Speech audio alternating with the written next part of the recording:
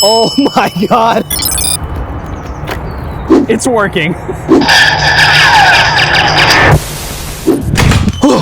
Are you guys ready to build a no Wi-Fi gaming and survival mini PC? Well, I know I am. Well, that's where this mini PC from a company called Peladn comes into play. Now, the Peladn model that I'll be using for this video comes with everything you see here on the screen right now. So you've got the plug, you've got an HDMI to HDMI plug, you've got a little metal bracket with screws that you can mount to wherever you want, you've got all of the start manuals back there, and then of course you've got the computer itself right here, and look how small it is. Now I'm gonna put all the specs on screen so you can see what we're working with, but something cool about this mini PC that a lot of them don't have, the top is actually magnetic so that you can really easily get inside. Now that we know what computer we're going to be using for this project, now we need to figure out what would we put on a no Wi-Fi gaming and survival PC.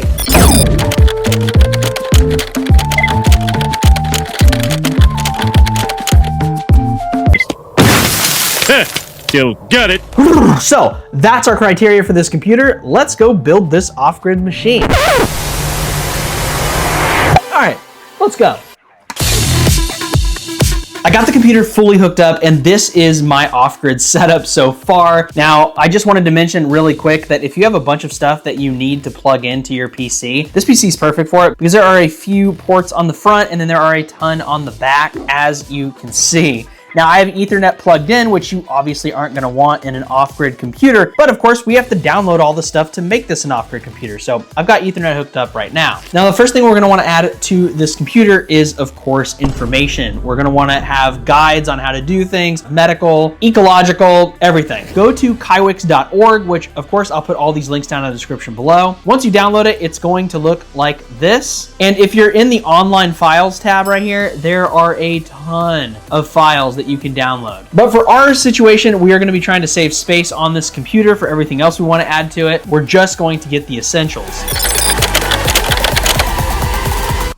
Now, first up, I've got what is probably the most important one, which is the Survivor library. It is huge. At 234 gigs, it is the biggest by far thing we're going to download today, but it has everything. And then there is one missing from here that you may be noticing if you're a survivalist, which is Wikipedia. And it's not that I forgot it, it's just that it is still downloading because it is 111 gigs. I've already got it loaded, but you're basically just gonna load in your model, which is Gemma 34B. Then you can chat with it. Next issue we need to solve is location and maps. And the first thing I suggest downloading is Garmin Basecamp. Once you download it, it's basically all in here. There's no extra maps you need to download. This is gonna have everything you need. So let's just zoom in, say you're escaping Los Angeles and you need to know how to get around. Completely offline, you can zoom in and you'll know where all the roads are. Next problem we need to tackle is keeping our sanity, because being caged for too long is not good for our brains without entertainment. So to solve this, I downloaded Winamp, where I can store music locally and play music offline like the good old days, and VLC Player so I can play almost any video type offline. Now, if you remember the title of this video, this is not just a survival computer, it is also a gaming computer. So with that in mind, I decided to download RetroArch to play older games and Steam to play newer games. Now, the older games of course played fine with no lag as expected, but something surprised me when I tested out some newer games on Steam. They actually worked with no lag at all.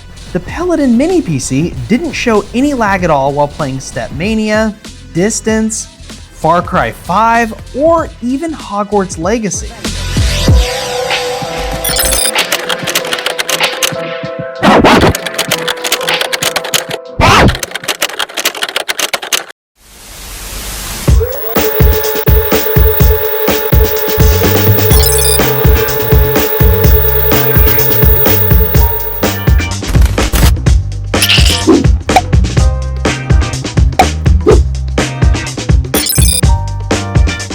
Okay, So moment of truth, I am really glad, first of all, that I brought my e-bike because it made for a nice little table, which I also did a review on this e-bike. If you want to check it out, I'll link it above and below in the description below. We need to see if what we built actually works out in the woods in the middle of nowhere with no Wi-Fi. Now the generator should be all charged up. I'm actually using the solar panels as a little table for the monitor. So let's see. And then, oh, it's powering on. It's powering on. All right, so as you can see, there is no internet, and we're gonna see if we can access our program still. Let's open up Kaiwix. All right, and we're gonna pretend I got hurt. Let's open the Medline Plus. It opened immediately, obviously because it's downloaded. Look at this, injuries and wounds. Let's click on that. Let's just say I got bit by an animal, and look at that. All of this works perfectly. All right, let's select the model, Gemma. It just needs to load for a second. All right, it looks like it's loaded, and now we can ask a question. How do I distill water? And instantly, we're getting a response. Distilling water is a surprisingly involved process, and it's important to understand that blah, blah, blah, blah, blah. But there you go, you've got a completely offline AI to work with. All right, next up, we gotta keep our sanity. So I'm gonna test out only one of the things because I already know that like Winamp and things like that in the audiobooks, all that stuff's gonna work. But I'm not gonna pass up the chance to play GoldenEye in the middle of the forest. So let's do that super fast. Dun dun dun dun dun dun dun